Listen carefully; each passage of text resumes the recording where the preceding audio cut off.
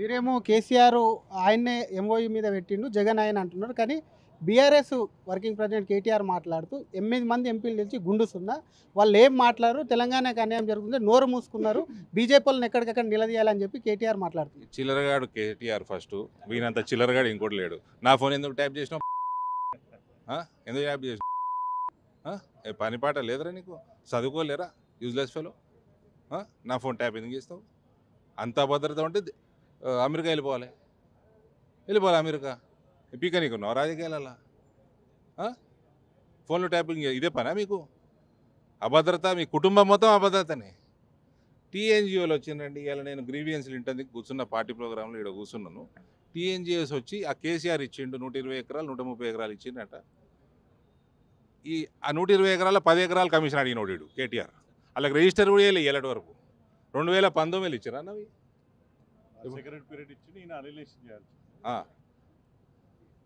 ఇచ్చింది ఆయన మళ్ళీ రాజశేఖర్ రెడ్డి. వీళ్ళు రిజిస్టర్ చేయలేదు. రిజిస్టర్ చేయాలంటే 10 ఎకరాలు అడిగినారు వాళ్ళ 10%. ఇక వీడు కూడా మా అందరికి చెప్తాడు ఏం చేయాలి. మీది ఒక్కటే అయిందా, మీ సిబ్బందిది కూడా అయిందా ఫోన్ ట్యాపింగ్? మీరు ఒక్కటిదే అయిందా, మీ సిబ్బందిది కూడా అయిందా ఫోన్ ట్యాపింగ్? మా నాగిరెడ్డిని పిలిచిర్రు పోలీసు వాళ్ళు, పోయొచ్చు మా పిఏ. సో నాగిరెడ్డిది అయిందంట, మా ఇంకొక పిఏ నిజామాబాద్ పిఏ నారాయణది అయిందంట, నా ఈ 3 నెంబర్లు అయినాయంట. అవుతుందని మాత్రం నేను చాలా ఇలా ముగ్గురు క్యారెక్టర్ల విషయంలో బ్రహ్మాండంగా మాట్లాడుతుంటే నేను కావాలనే. అది వీళ్ళు వినుంటారని నేను కోరుకుంటున్నా.